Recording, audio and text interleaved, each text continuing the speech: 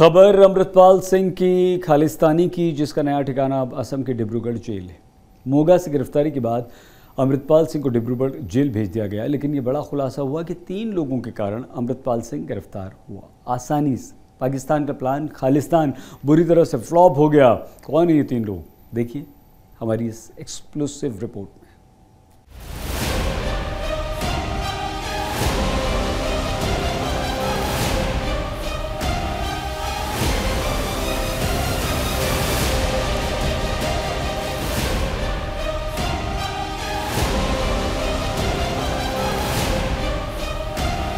अमृतपाल इतनी आसानी से सलाखों के पीछे कैसे पहुंचा? आधा दर्जन से राज्यों में पुलिस को धूल फांकने के लिए मजबूर करने वाला अमृतपाल सिंह आखिर पुलिस की गिरफ्त में कैसे आ गया?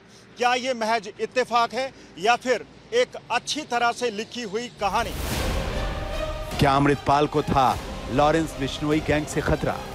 अमृतपाल को लॉरेंस बिश्नोई गैंग से भी पूरा खतरा था, लिहाजा चौतरफा दबाव बनता देखकर अमृतपाल ने अपनी गिरफ्तारी या फिर सरेंडर को ही अपने बचाव का मजबूत पक्ष समझा। ये वो 3 लोग हैं जिनका अमृतपाल की गिरफ्तारी में सबसे अहम रोल है। अमृतपाल की पत्नी किरणदीप कौर, अमृतपाल का सहयोगी पप्पलप्रीत सिंह और पूर्व अकाल तख्त चीफ जसबीर सिंह रोड़े। जिस अमृतपाल के जरिए पाकिस्तान ने खालिस्तान का खूनी खेल खेलने का प्लान बनाया था, उसी अमृतपाल की जब गिरफ्तारी हुई तो कोई देखने तक नहीं आया। वो गुरुद्वारा जहां वारिस पंजाब दे के मुखिया के तौर पर अमृतपाल की दस्तारबंदी हुई थी, 7 महीने बाद वहीं से अमृतपाल गिरफ्तार हुआ। फर्क बस इतना था कि तब हजारों समर्थक मौजूद थे और अब गुरुद्वारा लगभग खाली था।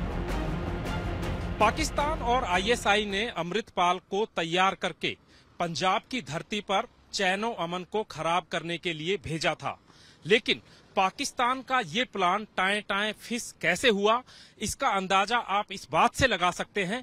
जिस रोडे गांव में अमृतपाल की दस्तारबंदी के समय हजारों की भीड़ थी, वहां पर उसकी गिरफ्तारी के समय एक बंदा तक उसे देखने नहीं आया।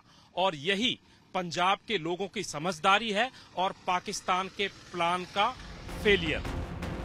आखिर कैसे अजनाला में पुलिस को झुका देने वाला अमृतपाल इतने सन्नाटे में पकड़ा गया और पाकिस्तान का प्लान खालिस्तान भी उसी सन्नाटे में गुम हो गया? इसकी वजह यही 3 चेहरे हैं। अब इनका भी जवाब मिल गया है कि 36 दिनों तक छिपता भागता अमृतपाल आखिर खुद को पुलिस के हवाले करने को मजबूर क्यों हुआ।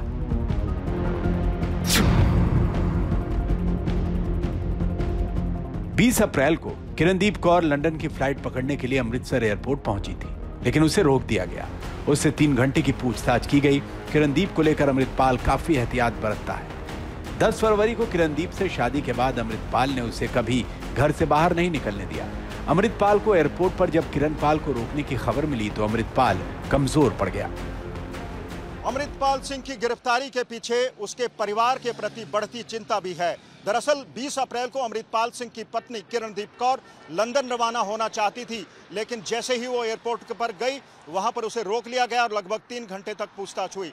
अमृतपाल सिंह को डर था कि पुलिस जांच के नाम पर उसकी पत्नी किरणदीप कौर को भी जांच में शामिल कर सकती है और उससे पूछताछ की जा सकती है। दूसरी वजह पप्पलप्रीत की गिरफ्तारी से लाचार हुआ। 18 मार्च को फरार हुआ अमृतपाल 26 दिनों तक पप्पलप्रीत के साथ घूमता रहा। कई बार दोनों की सीसीटीवी कैमरे में तस्वीरें सामने आई। पप्पलप्रीत ही ठिकाना, खाना और पैसों का इंतजाम करता रहा, लेकिन 10 अप्रैल को पप्पलप्रीत की गिरफ्तारी से अमृतपाल को बड़ा झटका लगा।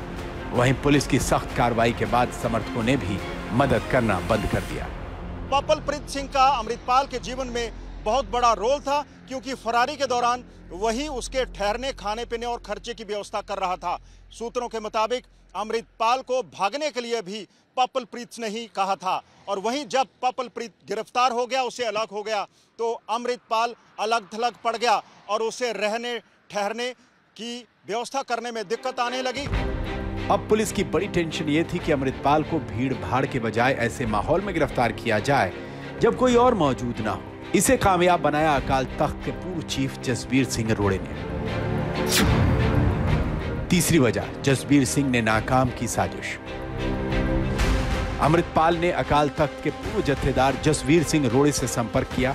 उसने कहा कि वो सरेंडर करना चाहता है। प्लान के मुताबिक अमृतपाल को अपने समर्थकों के बीच रविवार दोपहर को रोड़े गांव के खालसा गुरुद्वारे में आत्मसमर्पण करना था, लेकिन सूत्रों के मुताबिक जसबीर सिंह रोड़े ने इसकी सूचना पुलिस को दे दी। पुलिस की सलाह पर रोड़े ने अमृतपाल को शनिवार रात को ही रोड़े गांव पहुंचने की सलाह दी। अमृतपाल ने ऐसा ही किया और सुबह 5 बजे वो जैसे ही गुरुद्वारे में पहुंचा, पुलिस ने घेरा ढाल दिया। एक भी समर्थक वहां नहीं पहुंच पाया और पुलिस के लिए गिरफ्तारी आसान हो गई। चंडीगढ़ से सत्येंद्र चौहान के साथ मंजीत सहगल, अमृतसर, आज तक। आइए हम आपको बताते हैं असम की सेंट्रल जेल में अपने साथियों के साथ कैसी बीती अमृतपाल सिंह की पहली रात और साजिश की आशंकाओं के बीच सुरक्षा व्यवस्था।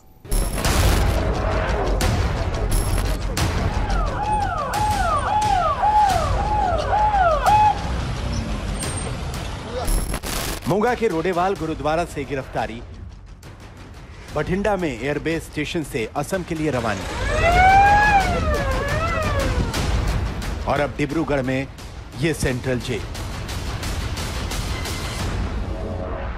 ये है अमृतपाल का नया ठिकाना। यहां आते ही अमृतपाल को खालिस्तान नहीं, अपनी सेहत और अपने स्वास्थ्य की चिंता सता रही। ट्रक ड्राइवर से धर्मगुरु का चोला ओढ़ने वाले अमृतपाल ने जेल में खाने को लेकर फरमाइश की। अमृतपाल ने कहा उसे खाने में मटन करी, सब्जी और घी लगी हुई रोटी चाहिए। अमृतपाल की इस फरमाइश को जेल प्रबंधन ने पूरा कर दिया। उसे मटन करी, सब्जी और घी से तर रोटियां उपलब्ध कराई गईं, लेकिन अमृतपाल ने सिर्फ 2 रोटी और सब्जी खाकर ही अपनी भूख मिटाई।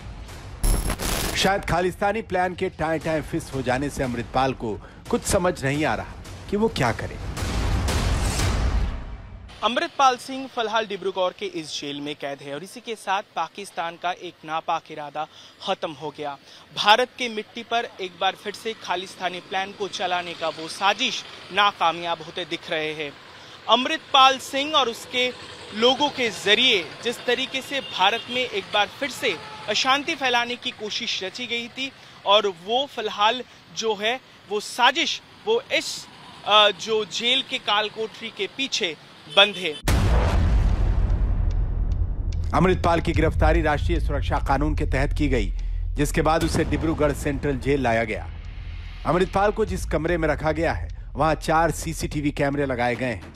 वहीं जेल के बाहर असम पुलिस, सीआरपीएफ और कमांडोज की 3 लेयर की सिक्योरिटी तैनात है। इसी जेल में उसके चाचा हरजीत सिंह, सहयोगी पप्पल प्रीत सिंह, गनमैन वरिंदर जोहल समेत 8 सहयोगी पहले से ही कैद हैं। लेकिन अमृतपाल को उन सभी से दूर सेल नंबर 13 में रखा गया है। खुफिया एजेंसियों की उससे पूछताछ जल्द शुरू होने वाली है। अमृतपाल पर पल पल कैमरे की नजर रखी जा रही है। उसके सेल के सामने कुछ सीसीटीवी कैमरे काम नहीं कर रहे थे, उन्हें फौरन बदला गया और 12 नए कैमरे लगाए गए हैं। कुल मिलाकर जेल में 57 सीसीटीवी कैमरे लगाए गए हैं।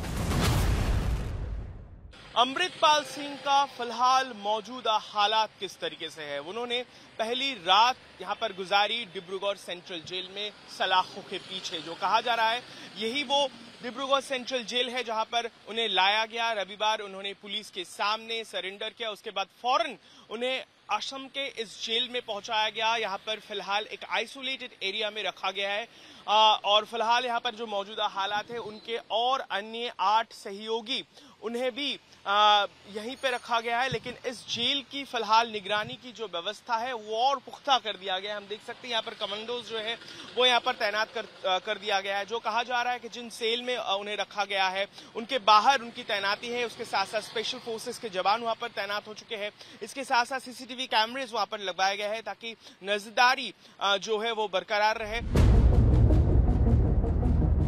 आईबी और रॉ के कुछ बड़े अधिकारी डिब्रूगढ़ पहुंच रहे हैं तो अमृतपाल की खालिस्तानी साजिश की पूरी पोल खुलने की कोशिश की जाएगी। इस पूछताछ से पहले डिब्रूगढ़ जेल की सुरक्षा कई गुना बढ़ा दी गई है।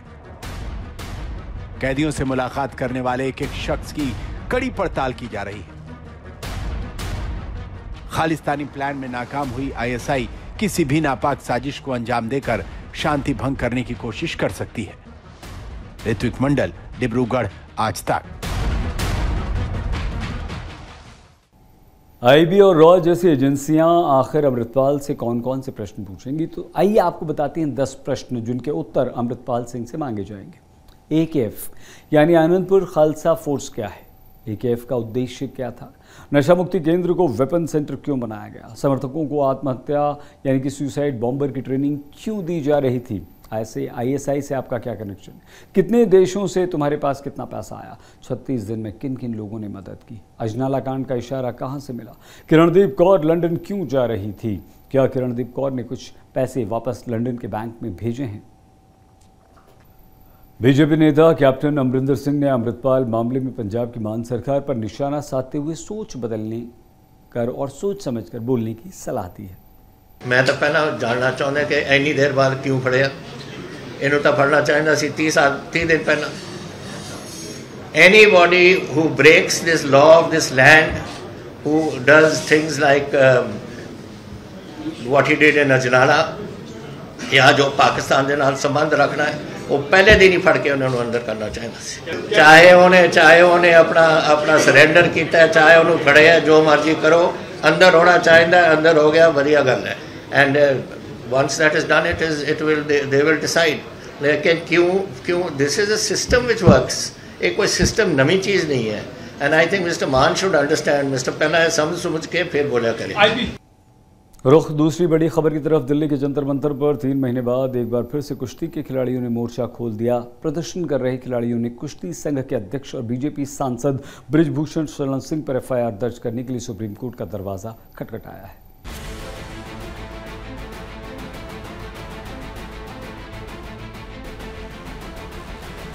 जंतर मंतर पर फिर सजा कुश्ती का अखाड़ा। पहलवानों ने खोला सांसद के खिलाफ मोर्चा।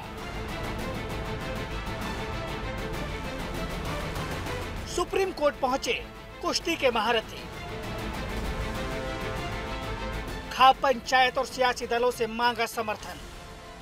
करीब 3 महीने बाद एक बार फिर देश की राजधानी दिल्ली में जंतर मंतर पर देश के कई चैंपियन पहलवान धरने पर बैठ गए हैं। वजह भारतीय कुश्ती महासंघ के अध्यक्ष और बीजेपी सांसद बृजभूषण शरण सिंह। जंतर मंतर पर दूसरी बार प्रोटेस्ट कर रहे पहलवानों ने बृजभूषण शरण सिंह पर तानाशाही के आरोप लगाए हैं। धरना दे रहे खिलाड़ियों में टोक्यो ओलंपिक के ब्रॉन्ज मेडलिस्ट बजरंग पुनिया और वर्ल्ड चैंपियनशिप में मेडल जीत चुके विनेश फोगाट समेत कई रेसलर्स शामिल हुए। तो आज जब मुसीबत में है खिलाड़ी, सिर्फ एक कुश्ती नहीं, सभी खेल मुश्किल में है।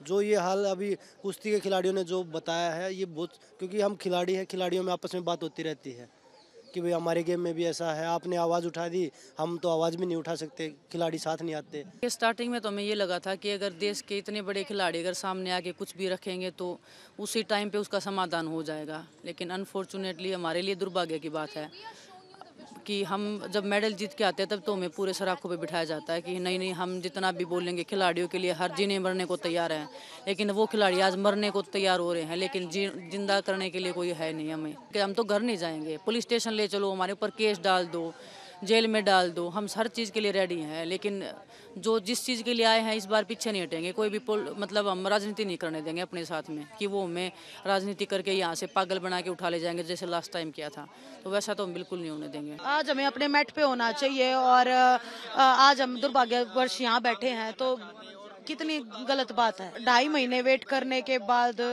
फिर भी सोर्सेज के थ्रू पता चल रहा है कि क्लीन चिट मिली है, तो बस मजबूरी हमें यहाँ आना पड़ा है दोबारा से। पुलिस को कंप्लेन की? हाँ, पुलिस को हमारी 7 लड़कियों ने कंप्लेंट की थी 21 तारीख को, आज 24 तारीख होगी, लेकिन FIR अभी तक रजिस्टर नहीं हुई है। इस बीच जंतर मंतर पर धरने पर बैठे खिलाड़ियों ने खेल मंत्रालय के द्वारा बनाई गई जांच कमेटी पर सवाल उठाया है। हम ना कोई बीजेपी से है, ना कांग्रेस से हैं, हम हिंदुस्तान के खिलाड़ी हैं, ना हम हरियाणा से हैं, ना हम पंजाब से हैं, हम हिंदुस्तान के खिलाड़ी हैं, हमें इसी तरीके से ट्रीट किया जाए। और रही बात बीजेपी से है, डेफिनेटली उनको इस चीज का फायदा मिल रहा है कि वो बीजेपी से हैं, वो सांसद हैं और गवर्नमेंट का प्रेशर है या गवर्नमेंट का उनके ऊपर प्रेशर है या उनका गवर्नमेंट पे प्रेशर है, ये हमें पता नहीं है किसका किस पे प्रेशर है। पैसे की ताकत है वो तब दिखती है, हमारे पास सच्चाई की ताकत है, उस सच्चाई की ताकत में हम जी जान से लड़ेंगे और हमारा पूरा देश हमारे साथ में और आप लोग जो साथ में हो, तो हमें उम्मीद है कि हमें न्याय जरूर मिलेगा। आत्मसम्मान और इंसाफ के लिए दंगल कर रहे खिलाड़ियों का कहना है कि फेडरेशन द्वारा उन्हें नीचा दिखाने की कोशिश की जा रही है। खिलाड़ियों ने बृजभूषण शरण सिंह पर एफआईआर दर्ज कराने के लिए सुप्रीम कोर्ट का दरवाजा भी खटखटाया है। किसान संगठन है, पंचायत है, खाप है, हम सबसे समर्थन मांगेंगे कि खिलाड़ियों की ये लड़ाई है, इनमें सब आप लोग सहयोग करिए, क्योंकि अगर अब हम नहीं जीत पाए तो ये जो अब पर्दे के पीछे हो रहा है ये खुलेआम होगा, क्योंकि ये लोग इतने ताकतवर हैं जिनके खिलाफ लड़ाई लड़ रहे हैं बच्चे। और हमारे देश का सुप्रीम कोर्ट है जी, उसके सामने जाएंगी लड़कियां, ना कि ब्रजभूषण के सामने। ब्रजभूषण से उनसे पूछ लो ना। और ये तो सुप्रीम कोर्ट का लॉ भी कहता है कि नाम और आइडेंटिटी आगे आ ही नहीं सकती। साल के शुरुआत में जिस मंच को सियासी अखाड़ा बनने से रोका गया था, अब उसी मंच से खिलाड़ियों ने खाप पंचायतों और सियासी दलों से सपोर्ट मांगा ताकि संघ में चल रही तानाशाही को जल्द से जल्द खत्म किया जा सके। देखिए, बड़े अफसोस की बात, बड़ी दुखद बात है कि हमारे खिलाड़ी, जिन्होंने केवल हरियाणा का नहीं पूरे देश के खिलाड़ी यही है, पूरे देश का नाम रोशन किया दुनिया में, उनको धरने में बैठनी पड़ी। उनको न्याय मिलना चाहिए और वो समर्थन मांगेंगे तो हम समर्थन भी देंगे। बृजभूषण ने पहले भी आरोप लगाया था कि ये जो खिलाड़ी बैठे हैं वो भूपेंद्र सिंह हुड्डा के कहने से बैठे हैं, तो क्या कहें? मैं खिलाड़ियों के हित का हूँ, उनके हितों की लड़ाई लड़ता हूँ, किसी को गलत नहीं कहता हूँ। 24 घंटे से ज्यादा का वक्त बीत चुका है और देश का मान बढ़ाने वाले हमारे सूरमा अब भी सड़क पर बैठकर इंसाफ की गुहार लगा रहे हैं। इस बीच इंडियन रेसलिंग फेडरेशन